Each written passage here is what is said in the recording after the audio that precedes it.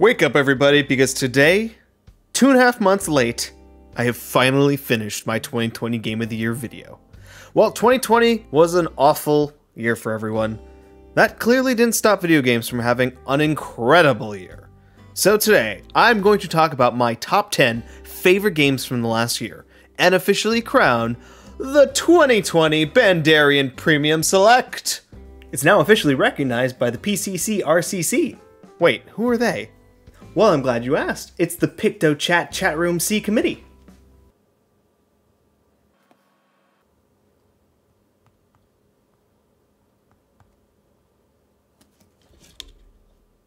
Oh, and one more thing before we start. Spoiler warning for any of the games shown here, specifically number 7. If you're worried about anything like that, there will be timestamps in the description linking you to the next section. Let's not waste any more time on politics. These are my 10 favorite games of 2020. I feel like if you're about to talk about Cyberpunk in a best of 2020 list, you need to be prepared with a bunch of asterisks. And I hadn't written an apology that says, no, I'm sorry, Yakuza was number 10. But that's just the thing. I objectively like Cyberpunk, close to even loving it. Yes, there are some major technical issues, and there are some features that I feel were completely misrepresented in official trailers, such as gang influence and the importance of fashion. But when I look beyond the hype, the lackluster last-gen versions, and the deceptive marketing, I see a game that perfectly scratches that open-world RPG itch that's been plaguing me ever since I finished Fallout 4. While there are a lot of things I love about Bethesda RPGs, something about Cyberpunk's gameplay, dialogue, and world building makes me want to keep playing and just get lost in this world of Night City.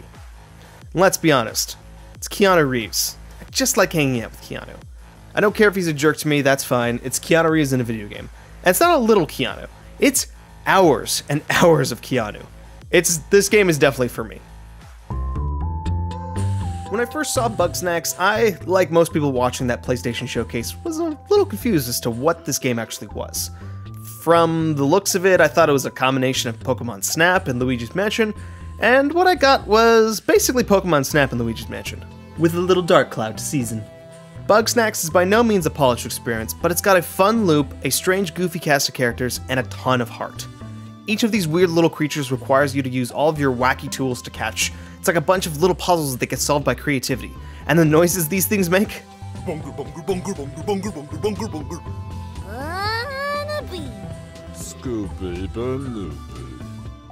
Top tier voice acting. It's not the most technically impressive game in the world, but it's one that I had a ton of fun with. Bugsnax is the Pokemon game I've wanted for a decade, and I was happy to catch them all.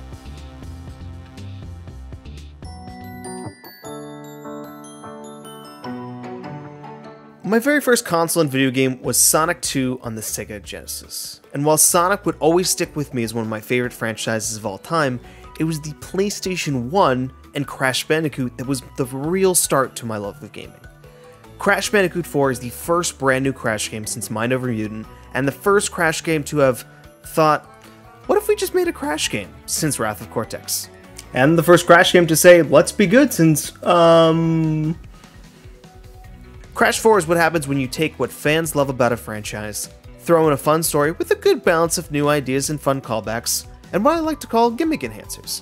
You see, as a fan of Sonic, I know what it's like to see developers try some new ideas, and so many times these do nothing but distract the player from the core gameplay loop. Werehogs, avatars, swords, guns. Gimmicks need to take the core gameplay and enhance it. When Toys for Bob originally showed off the new Quantum Mask powers, I knew we were in for something special. With each new idea announced, Toys for Bob showed they knew what made Crash Bandicoot great and what could make it even better. Yes, the gravity power isn't as tight as I would like to have it, but these are usually short-lived sections, and they don't encompass the whole entire level. Then they said there would be over 100 levels in this game. Then multiple playable characters with fun spin on the Crash gameplay. Then remixed levels. Then flashback levels, and whew, there's a lot of game here. Crash Bandicoot is the Naughty Dog sequel I've always dreamed of. Everything I love about the originals, brutal, yet forgiving difficulty, a clean story with plenty of laughs and references, and something new to make me want to come back time and time again. Crash 4 is awesome, Crash Bandicoot is awesome, and I am glad that in 2020 we can confidently say that Crash Bandicoot is back.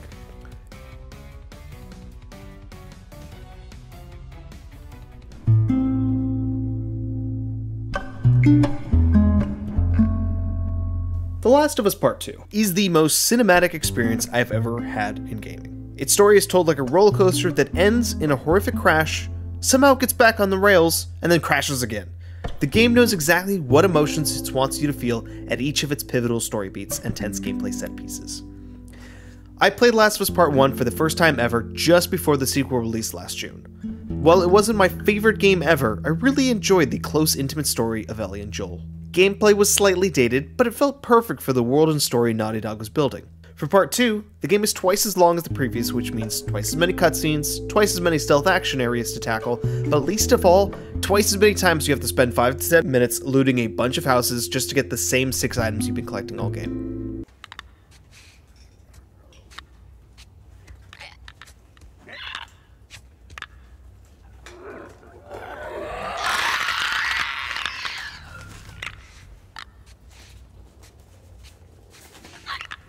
The actual core gameplay is basically the same but more refined. More movement options, better AI, and a arena design. You're still sneaking, you're still throwing bricks, and you're still picking your shots carefully. It's the best stealth combat I've ever played, and the action segments are top tier as well. However, I think the 40% of gameplay spent looting and the bland progression systems bring the experience down a bit. They also make no sense given the realistic nature of the world building. Like, I grabbed 50 supplements. I can make bombs now! And then you're grabbing all these loose and random parts and suddenly you have a working 50 caliber scope. As far as the story goes, in a lot of cases, it worked really well for me. Going from Ellie's tale of revenge to Abby's tale of redemption was a well done twist, albeit a little dragged out. Having to brutally torture people to get information was soul crushing, and the couple of boss battles between the main characters is some of the most "I cannot believe you are making me do this" experiences. Everything said or done in this game feels like it's leading to these pivotal moments, and by the time I get to them, I feel so conflicted as to who I'm rooting for that I'm just screaming at my TV for these two just to stop killing each other. I credit this game as to making me feel emotion that I've never felt before, nor do I even know what to call. Like a combination of extreme tenseness, stress, sadness, and some sort of sensation of being physically ripped apart. I think these two main characters really carry the overall plot, which works almost as well as Part 1. It's unfortunately how they handle certain side characters that brings the narrative down for me. I love every part where you're with Dina, Yara, and Lev. There's just not enough of it compared to the first game. I also really like Manny and Jesse for that matter, but I just feel like they were these two perfectly flawless dudes who are only set up to be literally deleted from the story after a certain point. That being said, I really don't like Owen or Mel. And they keep forcing me to hang out with them in these long walking sections in the aquarium, and I just think Owen's really boring and way too, again, perfect. I think the game's story is hurt by the lack of two-character relationship. You get these in small segments throughout the game, but never enough to surpass the first one. Too many new characters that they try to build up only to abandon them when the game is trying to move on. And keeping with that, Isaac. What a super interesting character with tons of build-up, only to do basically nothing with him after. Like, why did we fight this random super giant human Scarman instead of doing a more interesting battle with Isaac and his forces? Despite these smaller issues, Last of Us is still an incredible experience and one I'd recommend for anyone that wants to see games at their cinematic best.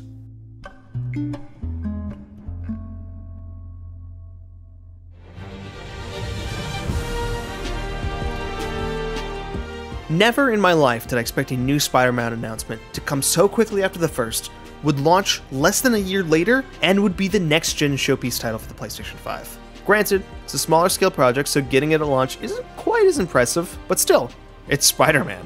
Miles Morales was the perfect start to this generation of games. Takes everything built on the first one, adds a few new mechanics to make things fresh, a tight, fast-paced story with plenty of emotional beats, and even makes good use of the DualSense features.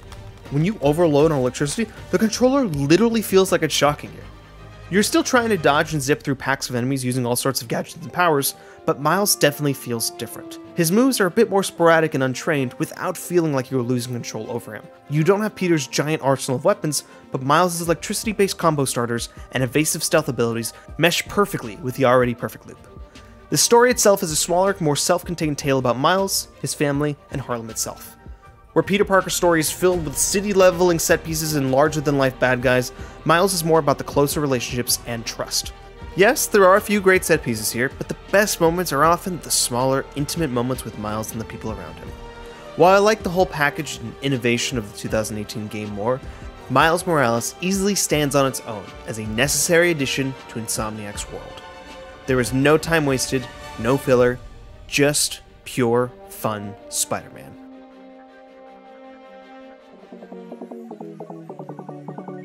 The Battle Royale genre stalled out as quickly as its rise in popularity. When you think of any shooter in the last 5 years, you think either about its Battle Royale mode or why it didn't have a Battle Royale mode. So it's pretty hard to imagine actual innovation in this genre. Things like Tetris 99 bring a few new ideas to mix things up, but it's mostly just shooters. So when you announce a new Battle Royale that's part 3D platformer, part Mario Party, and part Wipeout, now you have my attention. You see, I suck at Battle Royales. With Fall Guys, however, you're taking players with over 2 decades of experience in this field and saying, it's your turn. Fall Guys is my game. I am good at Fall Guys, and I have no issue admitting that. A lot of people say that you can't be good and you have to have luck. Well, luck don't get you these many crowns, pal. You see this Sonic suit? It's all wins, baby. Represents not only my lineage, but my mastery over the 3D platform. I am so excited to see what Fall Guys looks like from a year now. The updates since launch have been great, all the costumes are great, and the devs actually communicate extremely often. Fall Guys will be a staple in my game library for a very long time.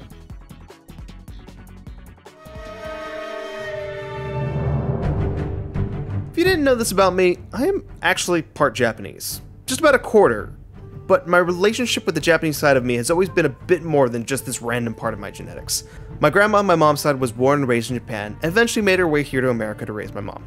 And while she's been an American citizen longer than anyone who's watching this, Japanese culture has never left her life. And as she's been a huge part of my life, so has my relationship with Japanese culture. And so then, Sucker Punch announces an open-world samurai ninja game set on a beautiful Japanese island. Sucker Punch is making a Japanese samurai game. As a Japanese American, this is my everything. From the moment I saw Ghost of Tsushima, I knew that this was for me. I played so many games about Japan, made in Japan, and for all the pros and cons that come with them, it's nice to see such a high-budget game made by one of Sony's best teams instead. Ghost of Tsushima takes my favorite things about an open-world game: beautiful world, fun exploration, a story that works so well running at your own pace, collectibles, light RPG mechanics, and of course, a combat system with enough diversity that you can decide, yeah, you know what, this time I'm gonna try to stealth the whole thing. Or, you know what, maybe I'm just gonna use arrows. Ghost is a game that meshes gameplay perfectly with story. Actions and playstyles feel connected with the progression of your character. At the start of your journey, you are an honorable samurai who will stick to his code no matter what. When running into camps, you're compelled to fight head-on using that showdown mechanic. As you progress through the game, things get a little naughty. A long-distance arrow here, a silent stab there, a poisoning of an entire battalion while your allies watch in horror, and it's the true path of the ghost for you. I should also mention Jin Sakai, a Batman-like character who wants to do good by his uncle's sake, but also wants to make sure the people of his island are saved. Jin is a classic superhero archetype, and I love him for it. Plus, he's got the best button video games. There, I said it. Piss off, Snake. Into the airlock, Miranda. Jin Sakai, best button video games. Last thing to point out is for what really isn't the biggest technical marvel compared to, say, The Last of Us or Spider-Man, Ghost takes an art style, fully commits to it, and results in one of the most beautiful open world games I've ever played. Everywhere you look, it's another picturesque landscape. Oftentimes I'll run into some forest with a certain type of weather condition or time of day lighting, and then I'll turn around and I'll be like, wait, where the heck am I? I'm in a completely different location. And it's just because the weather changed or the lighting's a little bit different. It's amazing. It's also got the best photo mode I've ever seen in a video game before. Ghost of Tsushima rocks. It's my favorite new IP from this generation, and I cannot wait for more from Sucker Punch.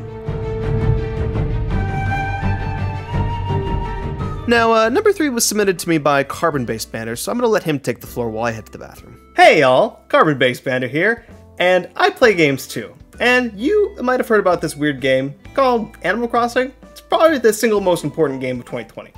Before New Horizons, I only ever played New Leaf, and a bit of the original GameCube game. In fact, I didn't really even like New Leaf, and I was actually kind of worried that New Horizons wouldn't really stick with me either. Obviously, I was proven wrong. Animal Crossing New Horizons goes beyond just a game that we needed to get us through this crazy pandemic. It's a game that no matter who you are, where you're from, or what your background is, you can just sit in a world where everyone wants you to be there. Lots of games like this would use predatory transactions to guilt you to come back, but not New Horizons. You come back because they miss you, and your house is full of roaches. New Horizons does quite a few things over New Leaf that really changed my tune on this franchise. The Nook phone is a great addition that gives you a ton of agency over what you're able to do from any part of the island. Placing items outside your house lets your island be way more customizable than New Leaf. Terraforming makes everyone's island completely unique and makes what feels like a small space massive with tons of areas to decorate. Crafting gives you a reason to collect items and buy new things where it felt like past games locked you out of progress after all the shops closed. And of course, breakable tools are, well, they kinda suck. Crafting tables really should let you repair those things. Or they just don't be breakable at all.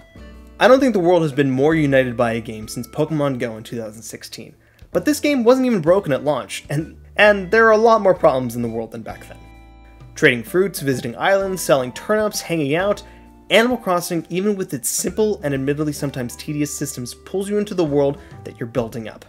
Yeah, Tom Nook may be trying to swindle you. Yes, there are too many sea bass. Of course, you should be able to craft more items than once. And yeah, the online needs some work. But none of this takes away from the core experience of living on this island, hanging out with friends, real or fake, and seeing this island you've built up become a home. Animal Crossing is a wonderfully cozy, beautiful game, and I'll be playing it for a long time coming. I am now an Animal Crossing fan.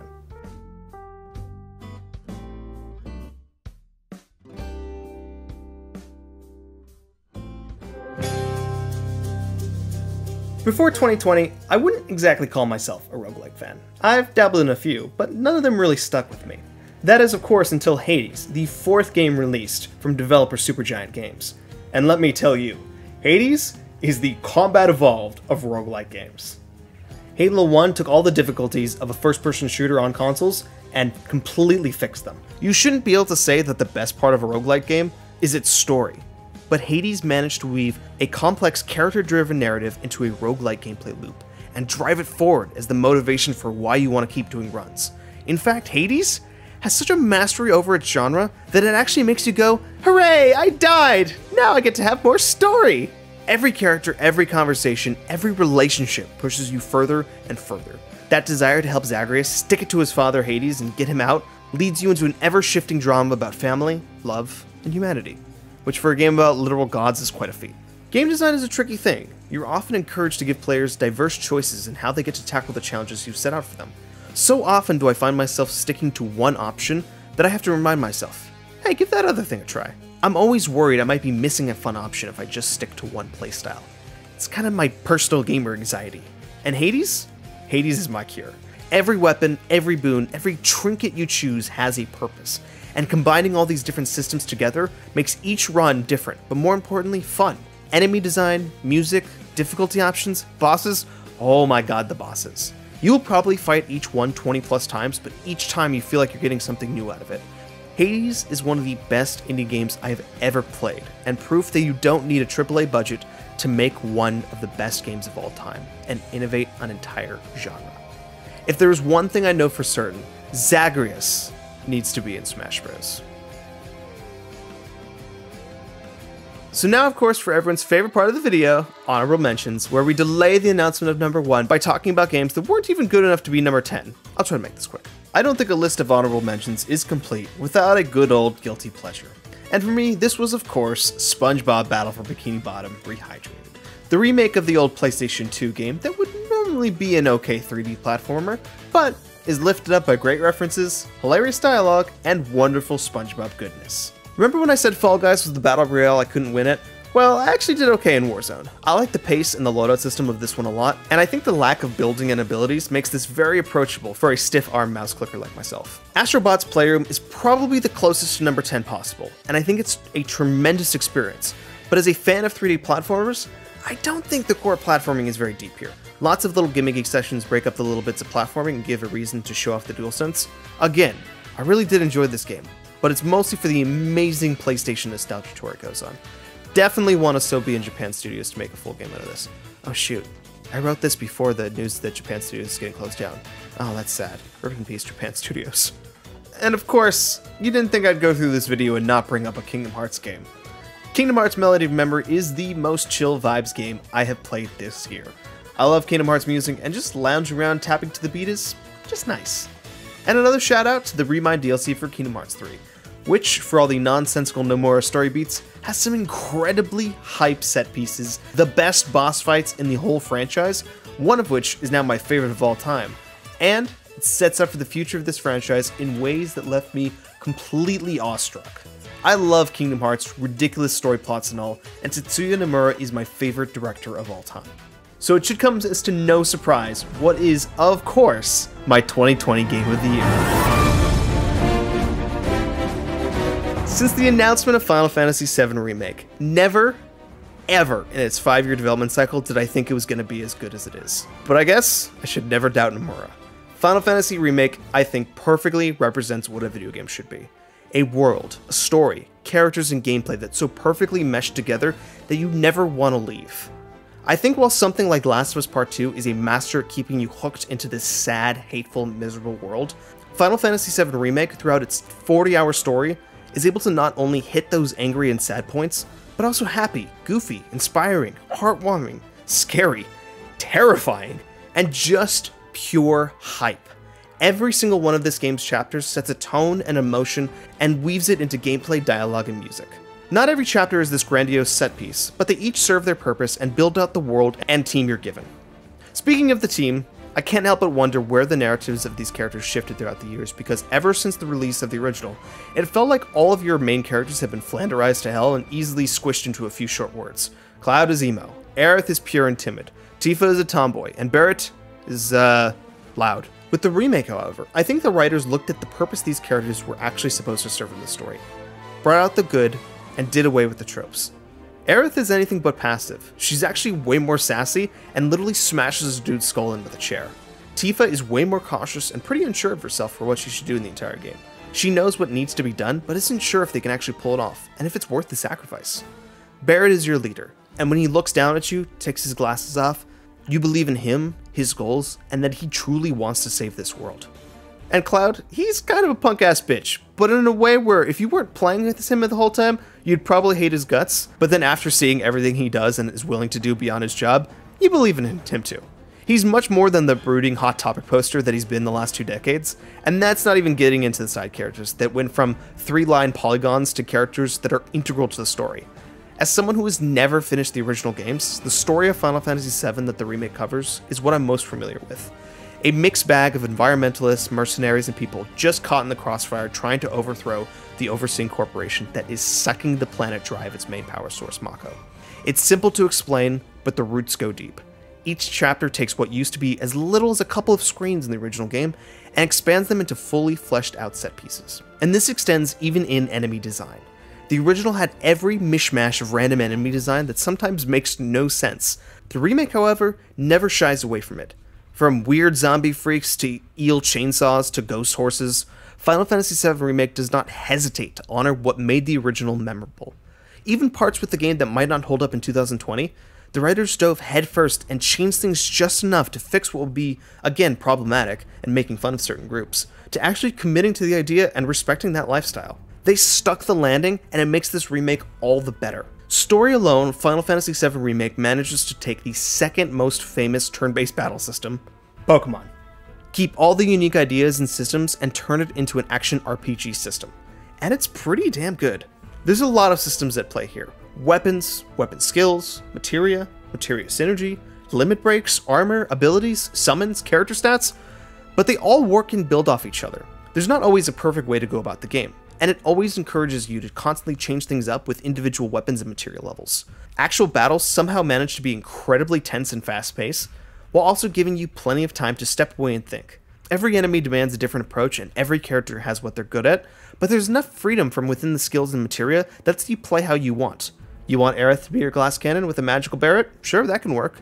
Cloud is fire and poison, and Tifa just focuses on stagger? Totally doable. Bosses, of course, will require a bit more focused strategy, but they become a puzzle that encourages you to try a bunch of different options before finally getting that stagger off. I could go on and on about individual fights and what setups I was really pulled towards. Enemy skill plus HP absorption, if you know, you know. But I don't think I could do justice how amazing these fights are crafted. Above all, Final Fantasy VII Remake is what happens when a team that truly loves a game is given full creative control. Every character is a joy to watch on screen, and the performances are masterclass.